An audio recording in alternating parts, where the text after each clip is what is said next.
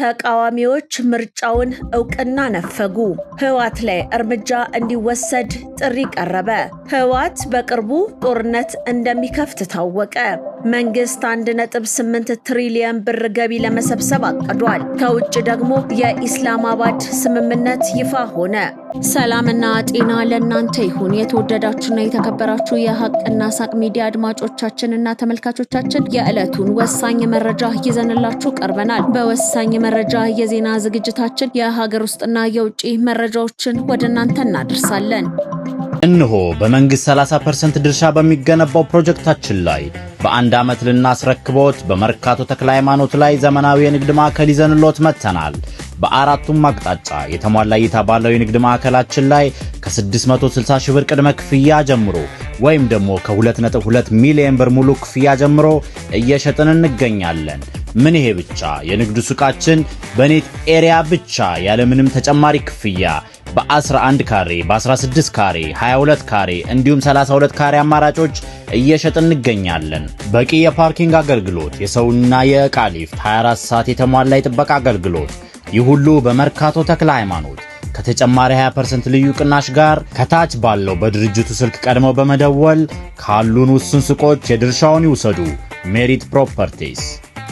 ህወሓት በቅርብ ቀናት ውስጥ ጦርነት ይከፍታል ተባለ። ኢትዮጵያ ደግሞ ወደ ጦርነት መግባት የለባትም። አምባሳደር ሬድዋን ሁሴንና አቶ ጌታቸው ረዳ ህወሓት ከኤርትራ መንግስት ጋር በፈጠረው ስውር ጥምረት በሚቀጥሉት ቀናት በፌዴራል መንግስቱ ላይ ጥቃት ለመሰንዘር መወሰኑን የብሔራዊ መረጃና ደህንነት አገልግሎት ዳይሬክተር ጀነራል አምባሳደር ሬድዋን ሁሴንና የጠቅላይ ሚኒስትሩ አማካሪ አቶ ጌታቸው ረዳ አስጠነቀቁ። ባለስልጣናቱ በአልጀዚራ ላይ በጋራ ባስነበቡት ጽሑፍ በአስመራ በመቀሌና በሱዳን በሚስጥር የተደራጁ ጽምዶ የተሰኘ ጥምረት የፕሪቶሪያውን የሰላም ስምምነት በመጣስ ወደ ማጥቃት ለመሸጋገር መዘጋጀቱን አብራርተዋል። ህወሓት የትግራይ ህዝብ የጦርነት አጀንዳውን በግልጽ ውድቅ ቢያደርግበትም የኤርትራን ቀጥተኛ ድጋፍ በመጠቀም ከፍተኛ ተዋጊ ኃይል ማሰልጠንና ማስታጠቅ መቀጠሉን ጠቁመዋል። ኢትዮጵያ ዳግም ወደ አስከፊ ቀጠናዊ ቀውስ ጦርነት እንዳትገባ ዓለም አቀፉ ማህበረሰብ በጥምረቱ ላይ አስቸኳይ ጠንካራ ዲፕሎማሲያዊ ተጽዕኖ እንዲያደርግ ባለስልጣናቱ ጥሪን አቅርበዋል። በህወሓት ላይ እርምጃ ይወሰድ ሲል ኢዜማ አስታወቀ። የፌዴራል መንግስት ህወሓት ላይ እርምጃ እንዲወስድ ኢዜማ ጠይቋል። አካሄዱ መኢሶንን ይመስላል በሚል የሚተቸው ኢዜማ በትግራይ ያንዣበበውን ወታደራዊ ውጥረት በተመለከተ መግለጫን አውጥቷል። የፌዴራል መንግስቱ ህወሓት ላይ እርምጃ እንዲወስድም ጥሪን አቅርቧል። ህወሓት ደርግን ጥሎ ስልጣንን ከተቆጣጠረ አንስቶ የሰራቸውን ጥፋቶች የሚዘረዝረው መግለጫው አሁን ላለው አገራዊ ችግር መንስኤው ህወሓት ያሰፈነው የብሔር ፖለቲካ እንደሆነ በመተንተን ለፕሪቶሪያው ስምምነት አለመተግበርና ለተፈናቃዮች አለመመለስ ህወሓትን ብቻ ተጠያቂ ያደረገው የፓርቲው መግለጫ ይህንን ኃይል በቃ ማለትና በትግራይ ያሉ ወገኖቻችንን ከማያባራ መከራ መታደግ የሁላችንም ኢትዮጵያውያን የጋራ የቤት ስራ ሊሆን ይገባል፣ ጦርነት ሳይጀምር በፊት ማስቆም ይገባል ሲልም ጠይቋል። እንደ ህወሓት አይነት ደምን የማይጠረቃ አካልና እሱን የሚዘውረው ጥቂት ግለሰቦች በቃችሁ ብሎ ለማስቆም የትግራይንም ህዝብ ካላስፈላጊ መከራ ለመታደግ በህዝብ ላይ ምንም አይነት መስዋዕትነትን በማያስከትል መልኩ በህገወጥ ቡድኑ ላይ ብቻ ያነጣጠረ አስፈላጊ ህጋዊ እርምጃ በመንግስትና ከመንግስት ጋር በጋራ በሚቆሙ ማንኛውም ለትግራይ ማህበረሰብ በሚቆረቆር አካል ሊወሰድ እንደሚገባ አምናለሁ ብሏል። ህወሓት ላይ እርምጃ የመውሰጃው ጊዜም አሁን ነው ሲል ኢዜማ አስታውቋል። የቻይንኛ ቋንቋ ትምህርት በኢትዮጵያ የትምህርት ስርዓት ውስጥ ሊካተት ነው። የቻይንኛ ቋንቋ ትምህርትን በቀጣይ 5 ዓመታት በኢትዮጵያ ለማስተማር የሚያስችል የሁለትዮሽ ስምምነት ተፈጽሟል። የትምህርት ሚኒስቴር ዴታ ፕሮፌሰር ክንደይ ገብረህይወትና በኢትዮጵያ የቻይና አምባሳደር ቺንሃን ስምምነቱን ተፈራርመዋል።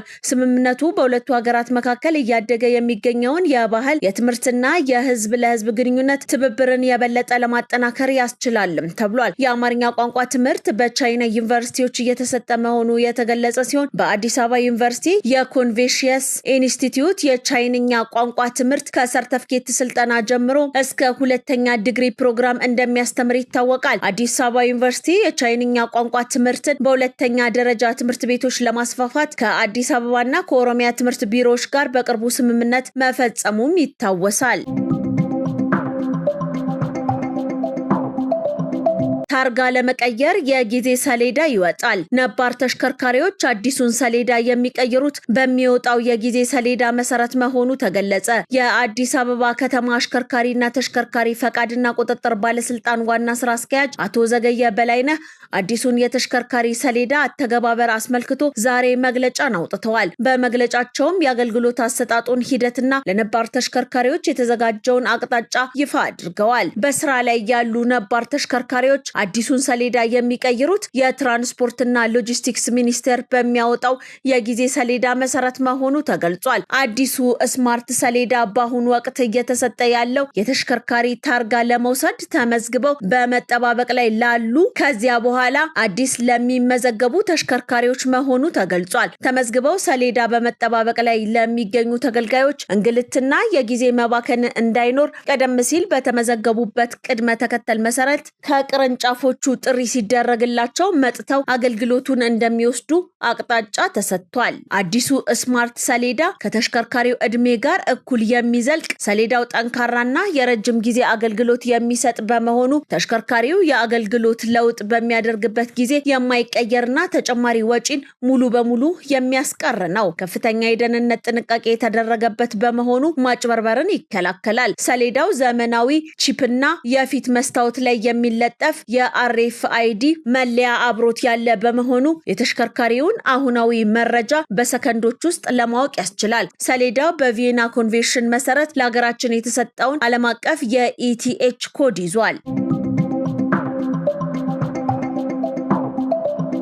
ኢትዮጵያና ናይጄሪያ ውስጥ ያሉ ፍርደኞችን በሀገር ውስጥ ለማሰር ከሀገሪቱ ጋር የሁለትዮሽ የእስረኞች ዝውውር ስምምነት ተፈራረሙ። ናይጄሪያና ኢትዮጵያ የተፈረደባቸውን ታራሚዎች እርስ በርስ ለመለዋወጥ የሚያስችለውን ስምምነት ተፈራርመዋል። ሁለቱ ሀገራት የሁለትዮሽ ስምምነቱ በሀገሪቱ ሕግጋትና በዓለም አቀፍ ድንጋጌዎች መሰረት በአስቸኳይ ወደ ትግበራ ለማስገባት ተስማምተዋል። ይህ ስምምነት አንድ ኢትዮጵያዊ በናይጄሪያ ቢታሰርና ቢፈረድበት ኢትዮጵያ ውስጥ መጥቶ እንዲታሰርና የፍርድ ጊዜውን እንዲጨርስ የሚያደርግ ነው። ኢትዮጵያ ከዚህ ቀደም ከደቡብ አፍሪካ፣ ቻይናና ብራዚል ከሌሎች ሀገሮች ጋር የእስረኞች ልውውጥ ስምምነት በምክር ቤቱ ማጽደቋ የሚታወስ ነው። ይህንን ዲፕሎማሲያዊ ስምምነት የናይጄሪያ ውጭ ጉዳይ ሚኒስትር ቢያንካ ኦዲሜጉ እና የኢትዮጵያ የውጭ ጉዳይ ሚኒስትር ዶክተር ጌዲዮን ጢሞቴዎስ እንደመሩት የናይጄሪያ የውጭ ጉዳይ ሚኒስትር መረጃ ያመለክታል። ስምምነቱ ደግሞ የኢትዮጵያ የፍትህ ሚኒስቴር ሃና አርአያ ስላሴ የናይጄሪያ አቻቸው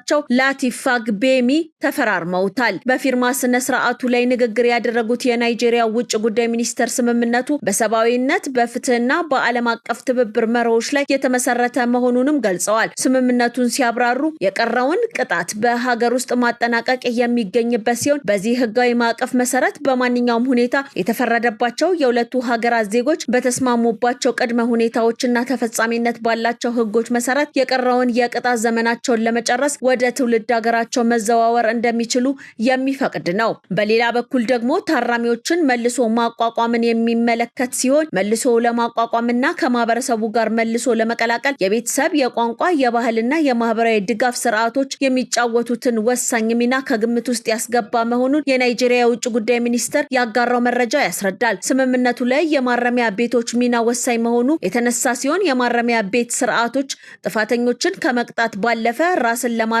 ለመለወጥ እና ወደ ማህበረሰቡ ለመመለስ እድል መስጠት እንዳለባቸው የጋራ ግንዛቤ የተንጸባረቀበት ስምምነት መሆኑ ተገልጿል። አክለውም ስምምነቱ በውጭ ሀገራት የሚገኙ የናይጄሪያ ዜጎች ደህንነትና ጥብቅ የመንግስት ዋነኛ ኃላፊነት ነው ያሉ ሲሆን በተለይም ዜጎቻቸውን ማዕከል ያደረገ ዲፕሎማሲ የውጭ ፖሊሲያቸው ቁልፍ ምሰሶ ነው በማለት ስምምነቱን ትልቅ ትርጉም አለው ሲሉ ገልጸውታል። በስምምነቱ ላይ በርከት ያሉ ልኡካኖች የተገኙ ሲሆን በአዲስ አበባ የናይጄሪያ አምባሳደርና በአፍሪካ ህብረት ቋሚ ተወካይ፣ የናይጄሪያ ማረሚያ አገልግሎት ተወካይና የኢትዮጵያ ፌዴራል ማረሚያ ቤት ኮሚሽን ዋና ኮሚሽነርን ጨምሮ የውጭ ጉዳይ ሚኒስትሮች የተገኙበት ነው። እንደ ናይጄሪያ መገናኛ ብዙሃን ዘገባ ከሆነ በዚህ ስምምነት ከመቶ ያላነሱ ናይጄሪያውያን ዋስትናን ያገኛሉ።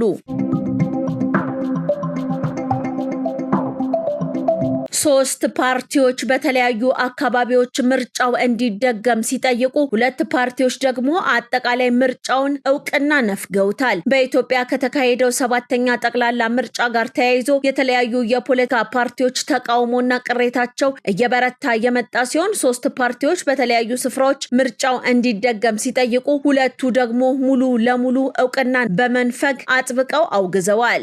ጎጎት ለጉራጌ አንድነትና ፍትህ ፓርቲ፣ የነጻነት እኩልነት ፓርቲ እንዲሁም የኢትዮጵያ ዜጎች ለማህበራዊ ፍትህ ፓርቲ ኢዜማ በተለያዩ አካባቢዎች ምርጫው እንዲደገም ሲጠይቁ፣ በሌላ በኩል ትብብር ለኢትዮጵያ አንድነትና የኦሮሞ ፌዴራላዊ ኮንግረስ ኦፌኮ አጠቃላይ የምርጫውን ሂደት እውቅና መንፈጋቸውን በተናጠል ባወጧቸው መግለጫዎች አስታውቀዋል። ጎጎት ለጉራጌ አንድነትና ፍትህ ፓርቲ በዛሬው ዕለት በሰጠው ጋዜጣዊ መግለጫ በተወዳደሩባቸው በጉራጌና በምስራቅ ጉራጌ ዞኖች ምርጫው በድጋሚ እንዲካሄድ በይፋ ጠይቀዋል። ፓርቲው በምርጫው ዕለት ከህግ ያፈነገጡ በርካታ ተግባራት መፈጸማቸውን የገለጸ ሲሆን በእነዚህ አካባቢዎች የሚገኙ የምርጫ ጣቢያዎች በገዢው ፓርቲ ቁጥጥር ስር ወድቀው እንደነበረ በመጥቀስ መታወቂያ የሌላቸውና ጣታቸው ላይ ምልክት ያልተደረገባቸው መራጮች በተደጋጋሚ ድምጽ ሲሰጡ ተስተውሏልም ብሏል። በተጨማሪም የድምጽ መስጫ ሳጥን መገልበጥና ምልክት በተደረገበት ወረቀት ድምጽ የመስጠት ህገወጥ ሂደቶች መፈጸማቸውን ፓርቲው አረጋግጫለሁ ሲል ተናግሯል። ፓርቲው እነዚህን የምርጫ ህጎች ጥሰቶች ለኢትዮጵያ ብሔራዊ ምርጫ ቦርድ ማቅረቡንና ጉዳዩ በገለልተኛ አካል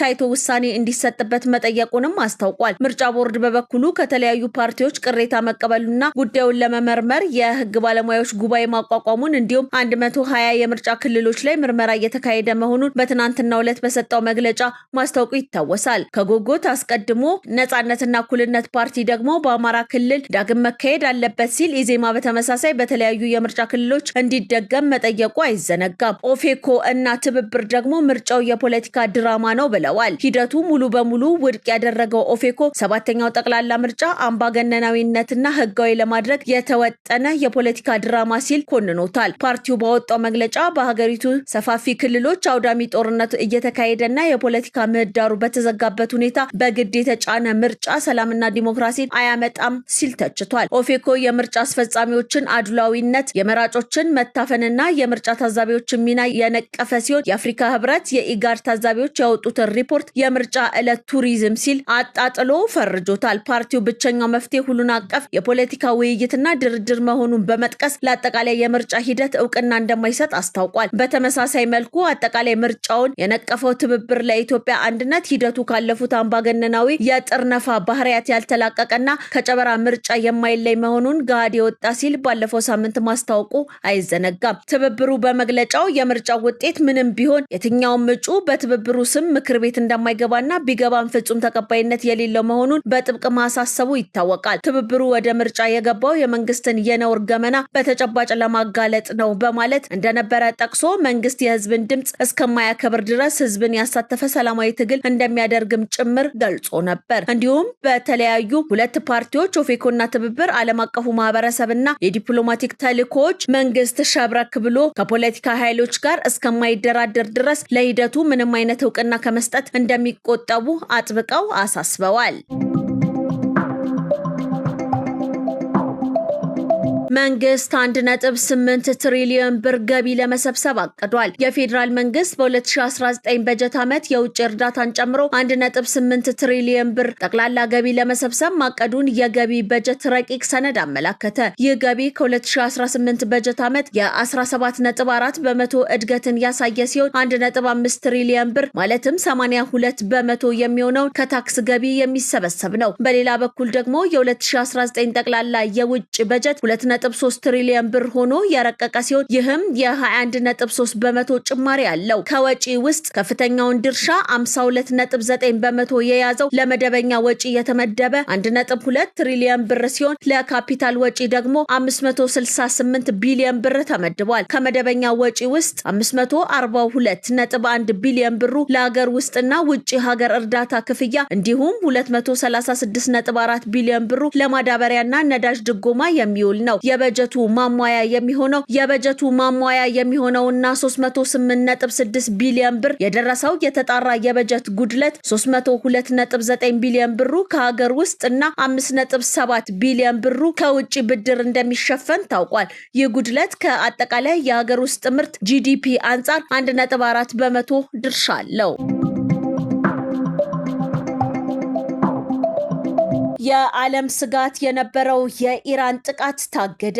የኢስላማባድ ስምምነት ይፋ ሆነ። ፕሬዝዳንት ዶናልድ ትራምፕ ትናንት ምሽት በኢራን ላይ ሊሰነዘር ታቅዶ የነበረው መጠነ ሰፊ የቦምብና የሚሳኤል ጥቃት ትዕዛዝን ሙሉ በሙሉ የተሰረዘበትን ምክንያት አብራርተዋል። ውሳኔው የተላለፈው አሜሪካ ከኢራን ከፍተኛ አመራሮች ጋር ባደረገችው አስቸኳይ ውይይት ሲሆን ለ60 ቀናት የሚቆይ ጊዜያዊ የሰላም ስምምነት ተደርሷል። በኳታርና በፓኪስታን አደራዳሪነት የተመቻቸውና የኢስላማባድ ስምምነት የተባለው የታሪካዊ ሰነድ ሳዑዲ አረቢያ፣ ቱርክና የተባበሩት አረብ ኤሚሬትሶችን ጭምር የተሳተፉበት አጠቃላይ የክልላዊ ሰላም ማዕቀፍ ነው። ምንም እንኳን እስራኤል ስምምነቱን በጽኑ ብትቃወመውም የአሜሪካው ምክትል ፕሬዝዳንት ጄዲ ቫንስ ሰነዱን በጄኔቫ ለመፈረም ተንቀሳቅሰዋል። ኢራን ያለ ምንም ማዕቀብ ነዳጇን እንድትሸጥ ይፈቀድላታል። በሆርሙዝ የባህር ወሽመጥ ላይ የንግድ መርከቦች በነጻነት እንዲንቀሳቀሱና አሜሪካ የጣለችውን እገዳ እንድታነሳም ያዛል። ይህ ዓለምን ከከፍተኛ ጦርነት የታገደው ስምምነት ሙሉ በሙሉ የሚፈረምበት የቦታና የሰዓት ዝርዝር በቅርብ ይፋ እንደሚደረግ ፕሬዝዳንት ዶናልድ ትራምፕ ገልጸዋል።